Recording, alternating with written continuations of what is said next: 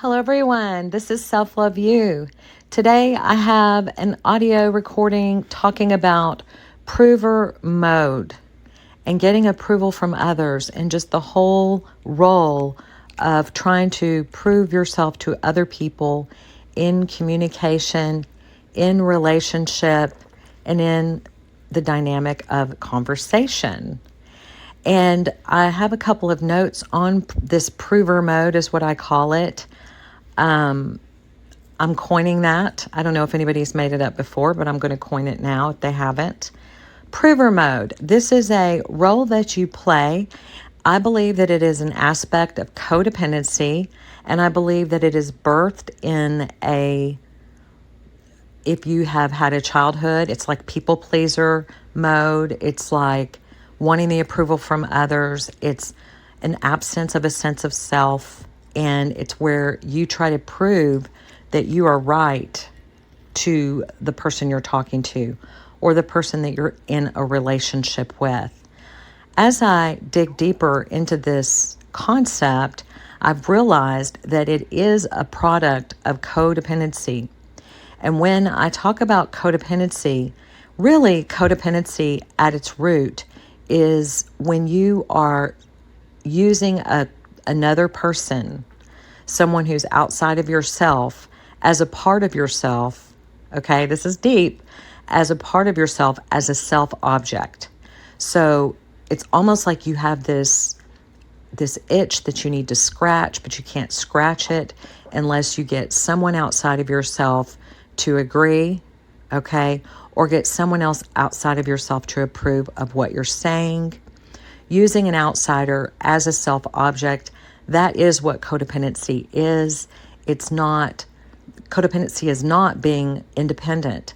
It's not being interdependent. Codependency is where you're trying to get the consensus of another person regarding your own self, regarding your own self-concept, your own self-existence, your own rights, where you don't feel like you have a right unless you prove yourself or you get someone else's approval. This can become an arduous battle if you're in a situation at all where you feel like you have to prove yourself. And there's several areas in which you could potentially go into prover mode. And let me see here what I wrote down about it. Just kind of different segments of where you can go into prover mode. You might have to prove that you're worthy. If a toxic person is insulting you, you may have the urge to really prove that you're not what they say you are. If you're dealing with a narcissist, they want to appear superior and they want you to appear inferior. And this is all done on the subconscious level. And you may have an itch to scratch. You may really want to prove to them that you are worthy. But in the process of trying to prove yourself and going into prover mode, you are actually putting yourself one down. So you wouldn't try to prove yourself unless you were already at a one down position. Okay, so prover role is when someone is questioning you, instead of being assertive and setting a boundary, you start to over-explain yourself in effort to get the other party to agree with you because you're uncomfortable with having someone else disagree with you, or you don't have the skills or confidence to state your position and own your right to do so. I did write that here in my journal. And so basically, it's where you don't have the assertiveness to realize that you do have a right to state something, and you don't have to prove yourself. So you may try to prove, if someone's invalidating you, you may try to prove that their invalidation is wrong. You may try to prove that you are right in a conversation. You may try to prove that you're telling the truth about something. A lot of time in the narcissist relationship, the narcissist will use circular conversations, and they use repeated phrases over and over and over. And these phrases are meant to cause you to doubt yourself or they're absolutely false, and you find yourself going into a mode of, no, that's not true, and here's why, and here's an article, and my therapist said this, and you just really just start over explaining yourself. You may try to prove you're worthy, prove you're not who they're defining you to be, prove you're telling the truth, prove that their invalidation is incorrect. You are seeking approval when you go into this approval mode. Okay, it's like basically they're the judge of reality. They're the judge of your truth, and you just don't feel comfortable until you get them to agree. This is a adaptation if you grew up in an environment where you weren't allowed to have a separate sense of self or be autonomous. This is a compensatory behavior. It's the only behavior that you could do if you were not allowed to have a sense of self and autonomy and agency. The only alternative is to try to prove to whomever you're interacting with that you are correct, because that is a very subservient role. It's like, no, you're the judge. I've got to prove this to you. Instead of that person taking you at your word and not requiring you to grovel for your own truth. So this is a behavior pattern. It's a role that you fall into if you have codependent dynamic. And it's very hurtful to your being, and it stymies your independence. And it can really cause a lot of problems in your dynamic, because you begin questioning yourself and you don't even realize why. And you're like, why am I having to get this approval? I don't understand. So let me get to that page here. So prover mode is where you're like, well, if somebody doesn't like what you did, or you're just conversing about what happened in the day and you need a friend or someone to listen, because that's whenever someone listens to us, that's attunement, and that's how we process our lives, is through healthy attunement and respectful attunement with others. But this is the opposite of healthy and the opposite of attunement. It's actually invalidation when you're talking to someone and they're disagreeing with you. Okay, we're not talking about just a simple disagreement about a fact, external fact. We're talking about your feelings. Let's say you went to the store and someone was rude to you, said something rude, and you feel bad about it. And you're processing that with another person. And this other person says, no, you shouldn't feel bad because da-da-da-da-da. And you're like, well, I do feel bad. And, you know, I'm really working on myself and I know how I feel. And if you could just, you know, listen to me and not tell me not to feel that way, I would really appreciate it, because that's really what I need right now, is just to share this with someone without being told I'm wrong or without having to prove that what I'm saying is correct. It's just a very frustrating process, and it's a de-selfing. It takes away your autonomy, and it's a way to take away your solar plexus, which is your center of yourself, which is your I am. It takes away your I am when you're trying to prove yourself. That today, when you were at the store, someone said something rude and it makes you upset. You should not have to prove yourself about everything you say and do in your life. Or even trying to prove yourself that, you know, that whatever it is that you feel insecure about, and that the other person has realized your weakness and knows your buttons, and they know how to say things that cause you to go into prover mode. And I'm telling you, this is a very dangerous one up, one down mode that really, instead of proving yourself, you have to set a boundary. Anytime you find yourself feeling the need to over-explain your actions, behaviors, and whatnot, this is a good indication that you need to set a boundary, because you have the right to exist, you have the right to feel, you have the right to your opinions, You have the right to share. You have the right to expect to be listened to, heard, respected, and have the other person be attuned with you. And if they don't wish to do that, you can set a boundary and say, I really just need someone to listen. And, I don't really need advice about this. And I know my feelings are correct. And if you don't want to listen, then I can call someone else or just deal with this on my own. That's a boundary, setting a boundary, getting off, the phone, stopping the conversation, changing the subject. But going into proving yourself is very damaging to your sense of self. You do not need a consensus about your feelings, about your experiences. If someone else doesn't agree with you about what happened in a relationship, then that's their opinion.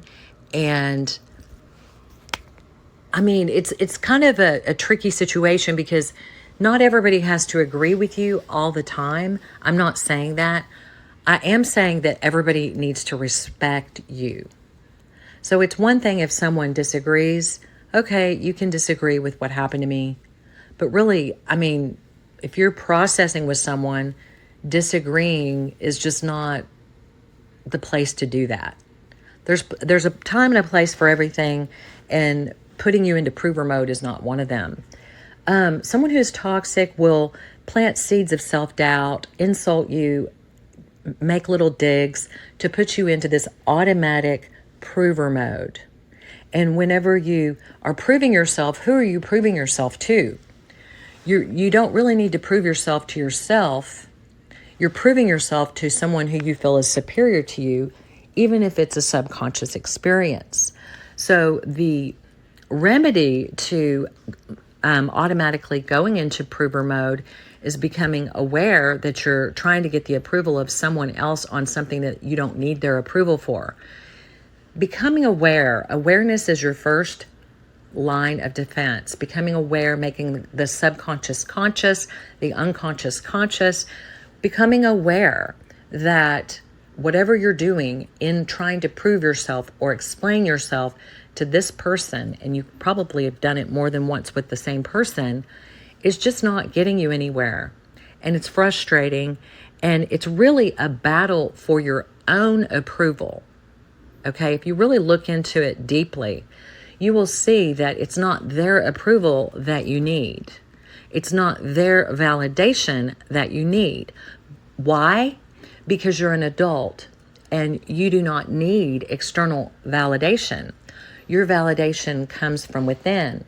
And if you have some misplaced need for external validation, that's when we have to come in and notice, become aware, and then reroute that need and meet our own need for approval. Recognizing the need for approval, recognizing the need to have someone externally validate whatever it is you're saying can be very healing to your inner child. If you can just be there with yourself and say, you really need approval on this. You really feel the need to prove yourself. And what can I do to help you feel okay? What can I do to make you feel that your feelings, that your experiences are correct, and that you do not have to be perfect, and that you do not have to prove to anyone what your feelings are, and that you should not have to argue with someone who is trying to tell you how you feel about something. Because that's what I'm talking about. I'm talking about when someone is trying to insinuate that something in your life has occurred in a way which you experienced differently. And you're trying to prove to them over and over, and you go to great lengths. And that is not getting your needs met. That's not a healthy conversation. That's a one-down position where you're making yourself into a slave. Because who has to prove themselves? A slave. Or if you're going to go to the bank and get a loan, you have to prove that you're worthy of the loan. You have to show your financials. Okay, I'm about to go to the bank and get, a line of credit, and I had to show all my financials to prove that I am worthy of this. When you're trying to prove yourself to another person in a conversation, that is hard work, and it's not what a conversation should consist of. A conversation that's nurturing and healing and nourishing should be one of attunement, where the other person allows you to be who you are, who allows you to express your experience, and who, just mirrors and is attuned with what you've experienced and honors your experience and doesn't question your experience or question your feelings or try to erase your sadness. Okay. What could be worse than someone coming in when you're sad and telling you to be happy? That sounds really sweet and nice. However, the best thing to do for a friend or, someone you love is to meet them at their sadness and, meet them where they are.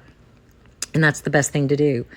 And when you go into prover mode, if you're with a narcissist, this is a way to stay in their good graces because they like you to be one down.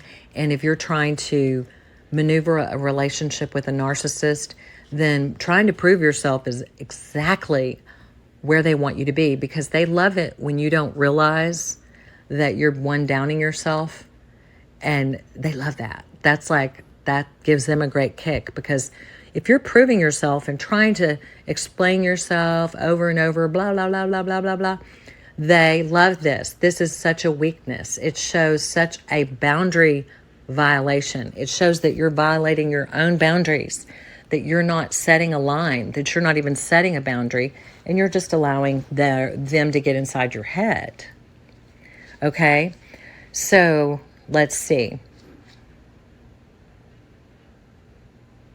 So you don't have to prove yourself to other people. If you're trying to prove yourself to other people, you really need to set a boundary, and you really need to meet your own need through reparenting your inner child and being there for your inner child to feel approved within rather than trying to get it externally. Being more independent with your not needing external validation. And then as you begin to set boundaries against this mode that you go into, it's a boundary you need to set within yourself. Okay.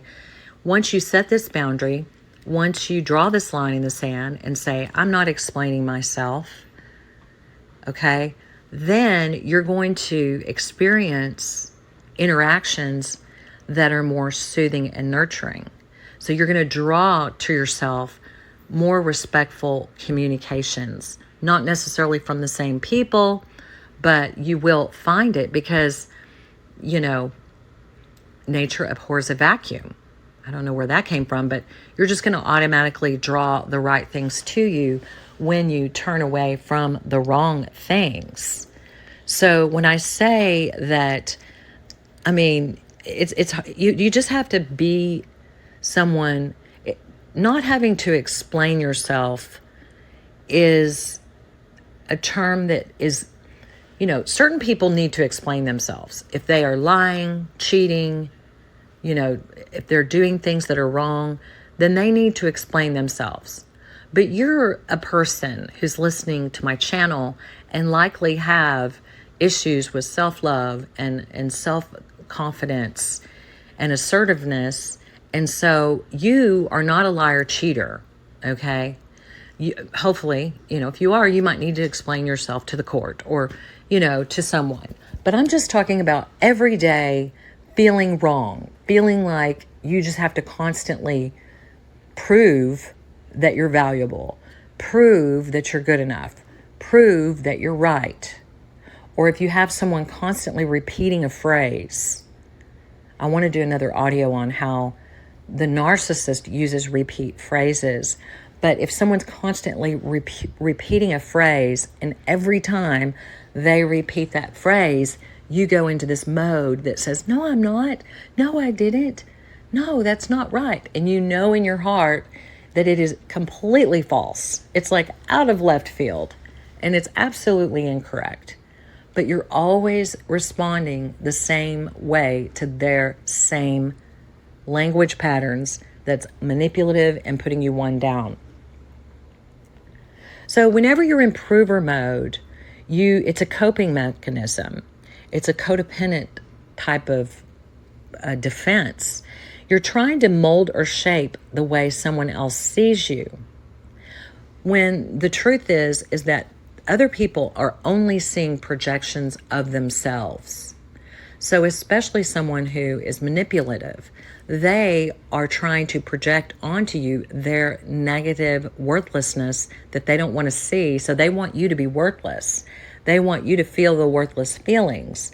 And so when you're trying to prove yourself, you're just digging yourself a deeper hole of feeling worthless. And it's their projections. It doesn't even belong to you. You are worthy. You are right. You don't have to prove yourself. You know what you've experienced and you know how you feel, and you have a right to those feelings, and you have a right to not explain yourself. You have a right to say, this is what it is, in a kind way. I'm not saying be rude. You have a right to say, this is how it is. If you don't believe me, I'm sorry. And then cut it off. That's it. If someone's saying, are you sure? Are you sure? Are you sure? Yes, I'm sure. And I don't have to jump through hoops of fire to prove it. Unless, I'm trying to sell you something, then I might have to prove my worth. But that's different. We're not selling anything in our personal relationships. You have the right to make mistakes. You have the right to make your own decisions. You have your right to your own feelings. Your life is not, it's not a case to be presented before a judge and a jury. You are your own judge and jury, and you do not need someone outside of you to approve of you. You are okay in and of yourself. And it is my hope that you will take this information and help you to create an internal locus of control instead of an external locus of control, and that you will stop over-explaining yourself, which invites disrespect, over-apologizing. You need to know your rights, know that you are worthy, and really honor your intuition and honor your reality and honor your experience. And that's what I have to say about prover mode. I have some other things to add on, so that's why I wanted to get this out to everyone, so that whenever I start talking about the other things that I'm going to be talking about, y'all will be able to come back to this video and know what I'm talking about. So if you like this audio, please leave a comment, as it really helps to increase the viewership of the video. Also, like it, share if you want, and also tap the notification bell so that if I do another one, you will be notified. Okay, and I'll be doing a couple more of these. So thank you for listening and have a blessed day.